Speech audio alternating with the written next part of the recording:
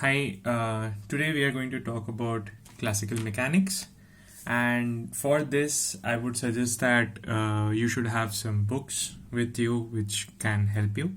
For that, I would recommend that you first go through the basic of Newtonian mechanics, which means that classical mechanics is divided into two basic parts which governs. First is the Newtonian mechanics, and most of us have gone through this, but it also has a more advanced level of mechanics involving. This is our classical mechanics, which is branched into Newtonian mechanics, which we have used for inertial frames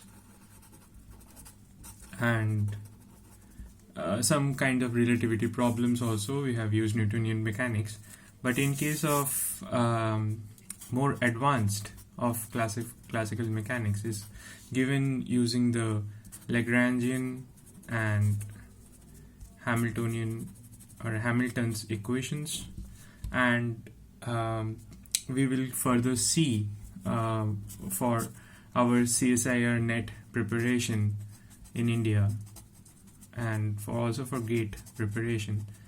Basically, questions are asked from Lagrangian and Hamiltonian. So we will check this area or check this branch of classical mechanics, and we will restrict ourselves from entering into the Newtonian mechanics further. So the books that I would recommend, there are two books that I would like to recommend you. First is Mechanics of Mechanics by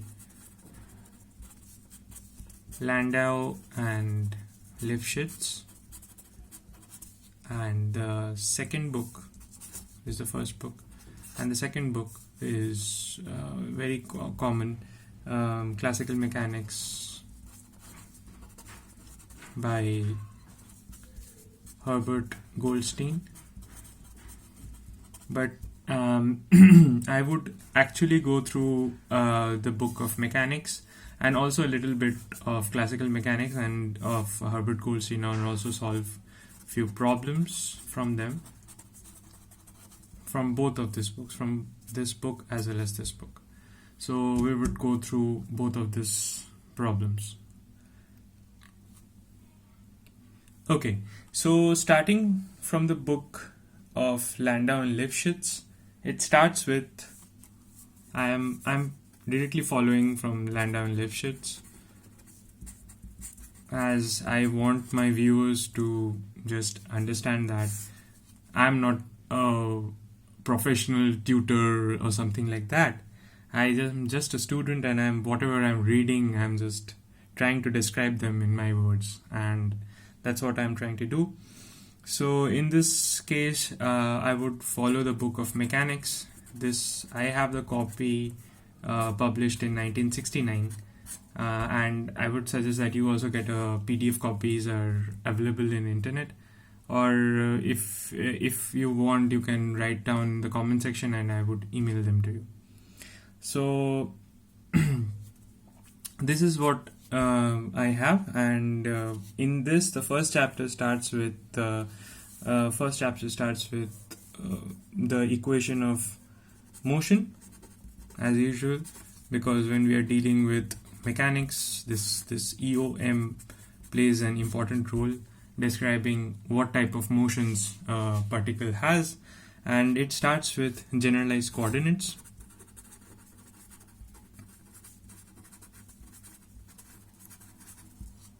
So in generalized coordinates, we talk about the particles, but what are the main things? What are the things that you know about a particle? So about a particle, three main important things that are: first, its mass, then its position, where it is actually kept, then the velocity or the speed at which it is moving, and if it is an inertial frame, you won't have this part. But if it is a non-inertial frame, you will also see some kind of acceleration where the velocity is changing with time. So these are the few factors that you have.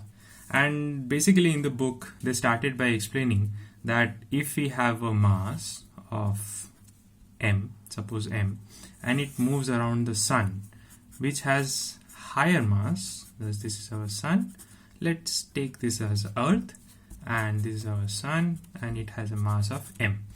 Here, the m is very small compared to the mass of m, mass of the sun. So we can treat this Earth's mass while it's rotating around the sun as a point particle, as that of a point particle. We can treat them as a point particle. But when we consider the rotation around the Earth's own axis, then we cannot consider them as a point particle. Then we have to consider the mass of the Earth.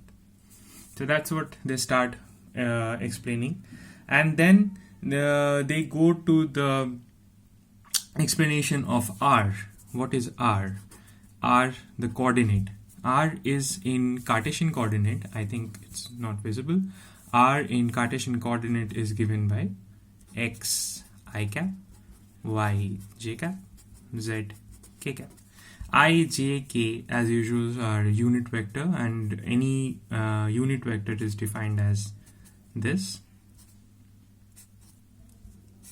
by the modulus of that vector. Okay. So as I am taking the unit vector, it is specifying the direction. So this is specifying the direction around x-axis, this around the y-axis, and this around the z-axis. Okay. So the next part is the velocity, means how it is moving through the time. So if we take a differential d by dt, or v, we write v, we have to put a vector sign over on the top of that. So if you write v is just dr by dt, right? So it would make the first equation, suppose we make this number 1, this as dx by dt I cap plus dy by dt j cap plus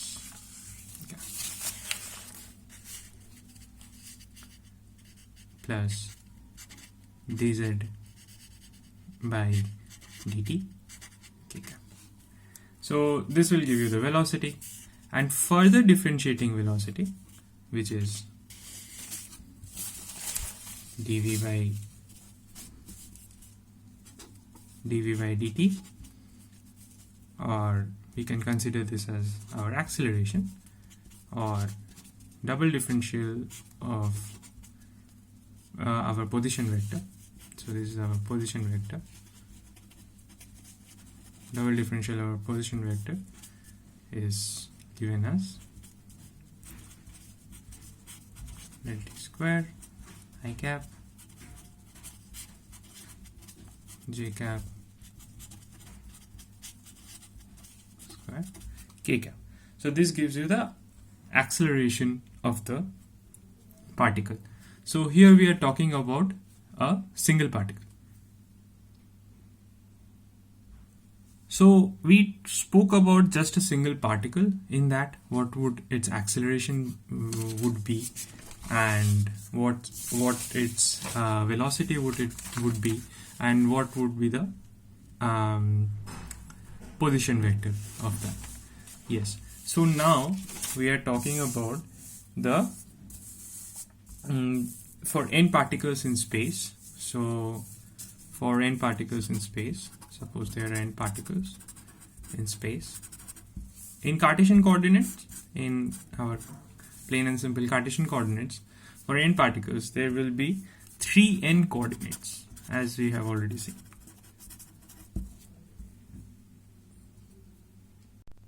So after n particles discussion, which we have spoken about, n particles in Cartesian coordinates will have 3n coordinates, but what about its movement? So when we talk about the movement of a particle, we define a very important term known as the degree of freedom, or which is which is written in short as DOF. So this degree of freedom is an important quantity, and I can say that degree of freedom is the number of independent quantities which must be specified in order to define uniquely the position of any system. Suppose any system contains S quantities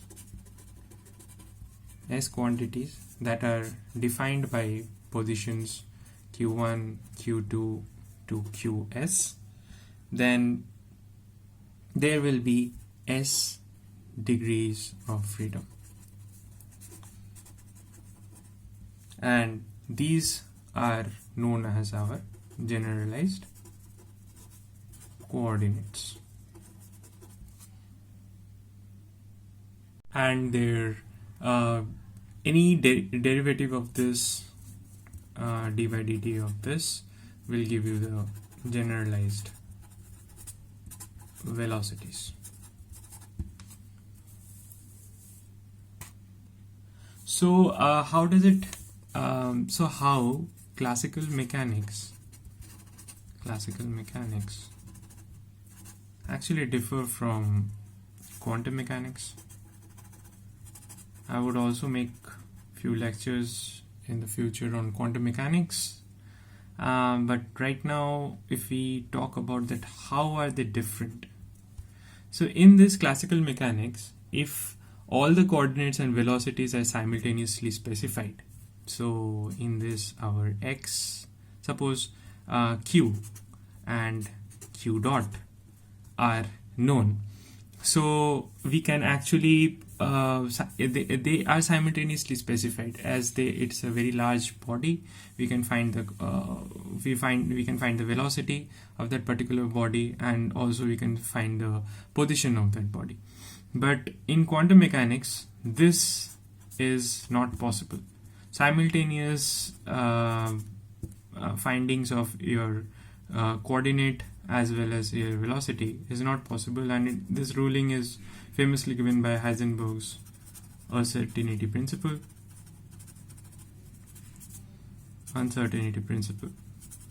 And mainly, if you ask me from classical mechanics, how can you actually calculate them? We can calculate using acceleration. The equation of motion is specified using the acceleration, the velocity, and the position. It should start with position first, then the velocity, and then the acceleration. So next topic is principle of least action, or this is commonly known as Hamilton's principle.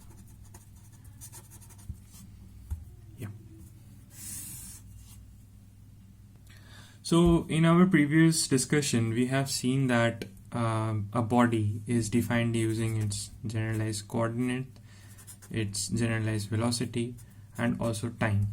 Now let's define a function L which actually defines these three terms correctly. We would define L afterwards. So this is our generalized coordinate, this is our generalized velocity, and this is our time. And this L is given the name as Lagrangian of the system that we are working with. Alright, so this Lagrangian can be further understood by considering the system occupy time t1 and t2. Suppose there is two time t1 and t2, and the respective positions of are q1 and q2. So the system moves between these 2 points at time t1 and t2. So suppose if I draw something like this, this is our x position and this is our t. So at 2 times, suppose it moves at this 2, so it can move through various paths. It can move through path A, path B, or path C. So it can have various movements. So it can have various movements, as I have already said, that they can move from path A, from path B, from path C, but it can move least amount of distance from through path C, not through path A and not through path B. So another further equation that we have to encounter from this, so that is S, given by S, which is written as integral of T1 T2 from T1 to T2, as we are taking the time in the x-axis and the position in the y-axis, which x is dependent on time t, obviously, which is a function of t, and this is time is our independent variable, and the Lagrangian L here in the case of S, this is another function that we are going to define further, which is q dot t dt, and this is known as action. Here we do not have q double dot, or any higher orders of q, as the mechanical state of the system is completely defined when the coordinates and velocities are given. So the coordinates and the velocities are only enough for defining the action.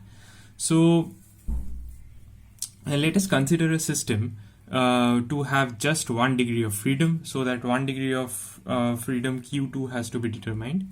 So it can have q is equals to qt be the function where S is minimum, S being this parameter, the action parameter being minimum. So as you can understand that S has to be minimum between these 2 points. So for understanding any variation of these paths, any variation from these 2 paths, any variation from this the central path will be written as q is equals to q of t plus some variation del qt, where del qt is known as our variation parameter, which is also a function of time, right? So and also for t1, t is equals to t1 and t is equals to t2, del q t1 is equals to del q, means the variation t2 should be equals to 0. So the change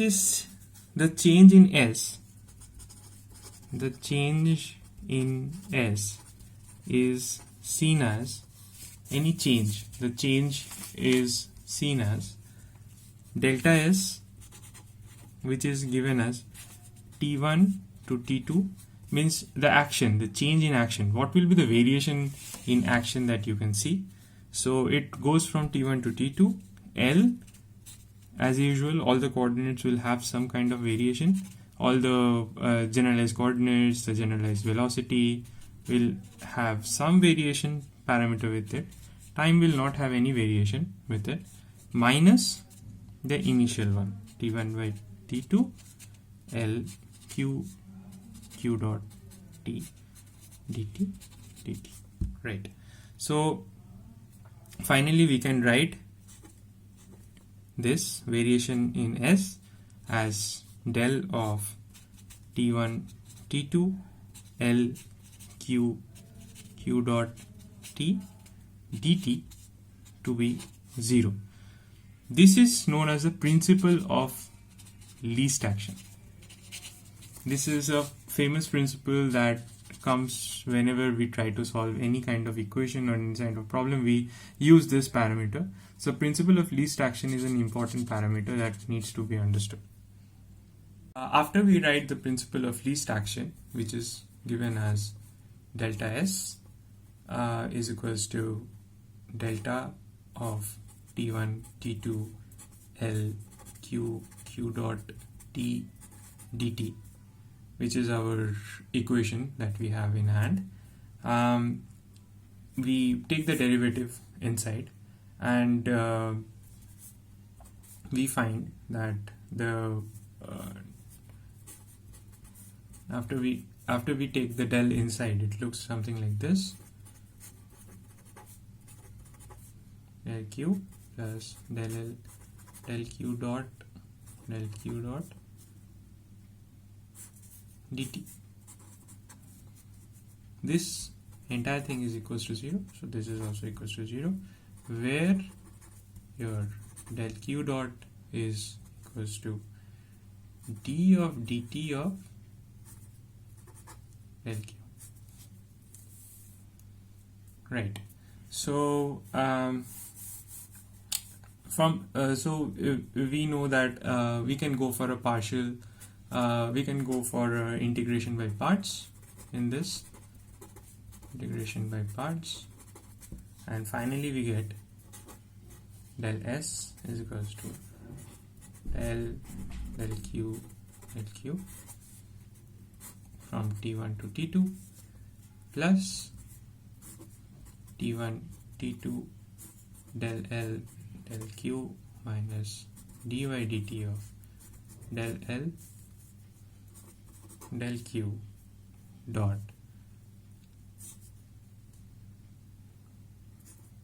q dt, which is equals to 0. So the first term, I think you remember the condition where delta q t1 is equals to delta q t2 is equals to 0. So this first term goes to 0. Because of this condition, the variation along the very points that we have drawn from these 2 points, the variation along these 2 points and while it's going down. So this is your, remember, this is your path A, this is your path B, this is your path C, but the variation along these 2 is very less. So this is your q t and this is your t. So the variation here at point, suppose this is your point at t1 and this is at t2, corresponding to that will be your q1 and q2.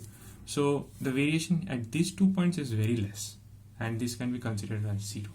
So that's why the first term goes to 0, and you get del s is equals to t1 to t2 del l del q minus dy dt of del l del q dot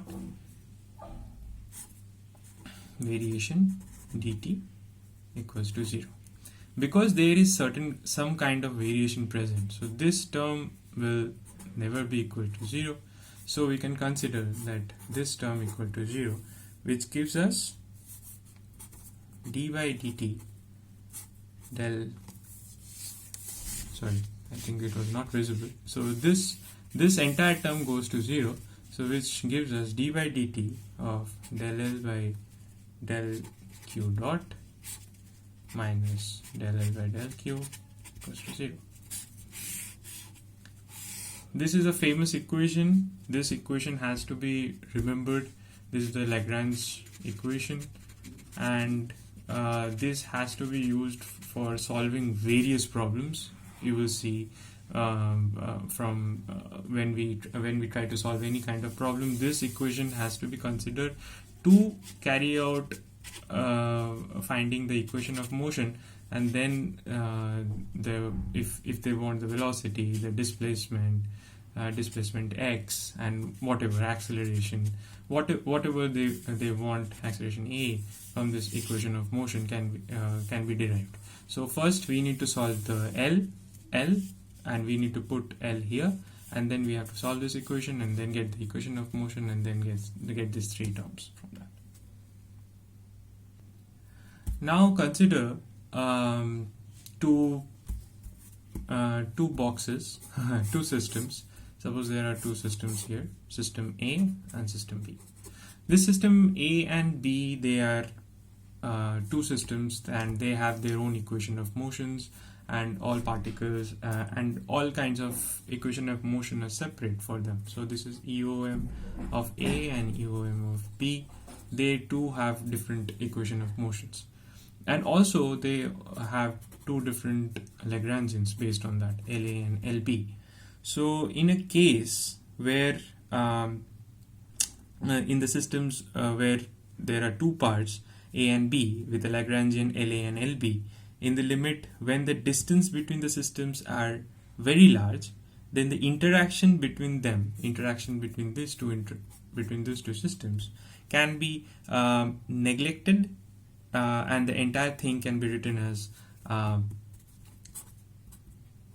entire thing, or the L total, it can be written as LA plus LB. So the equation of motion can be just summed up for these two A and B type of systems. Now, as we have defined two systems, we can also consider two Lagrangians L dash first. So this is your one property of your Lagrangian. The second property, if we can see, suppose we have L dash, one system where we have Q dot T, and L,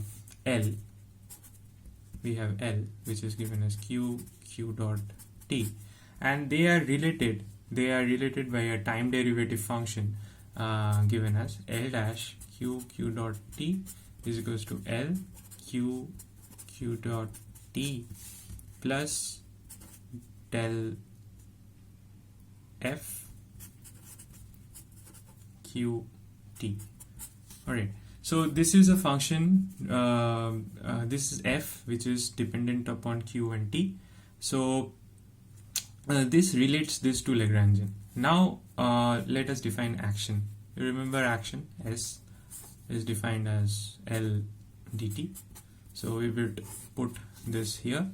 So we would get S dash, which is from T1 to T2, L dash Q dot T, Q dot T dt is equals to T1 T2 L Q dot T dt plus the additional term will also have an integral T1 and T2 df dt Q T. Alright, so we can write this as S dash equals to S plus F of Q 2 T2 minus F of Q1 T1, because at those two time it will have Q2, these two times they will have Q2, and T1 it will have Q1. So this is this S dash and S is related by these two functions F and Q, that is they differ by a quantity which gives 0 on variation, so that the condition, they differ by a quantity that gives 0 on variation, that they don't have any variation, so that the condition del S dash equals to 0 and del S equals to 0 are equivalent. This will always stay true. This variation along those 2 points at T1 and T2, these 2 points must always satisfy this condition, del S dash equals to 0 and del S, or variation of S, equals to 0. So any function will be such like they will not disturb the the least action principle of least action from which we derived del S dash equals to 0, from which we actually derived the principle of least action.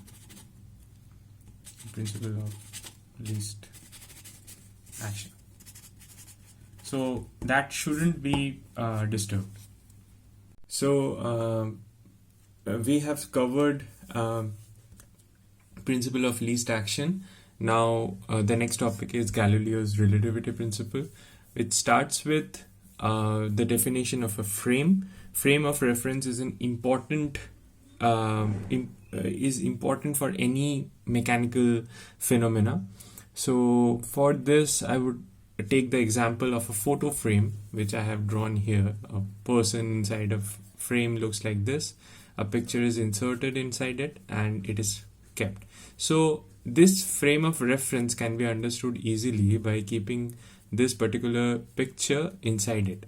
Similarly, in mechanics, this is a similar case. In mechanics, we consider a XYZ frame as something through which we can explain the boundary conditions, or we can explain how the motion of the particle is happening. Suppose there is a particle with a mass m and it's moving in the x direction. This is x, this is z, this is y. So it's moving in the x direction, and with the frame in hand we can actually say that okay, it's moving in the x direction, it doesn't have any component in the z direction, neither it has a component in the y direction.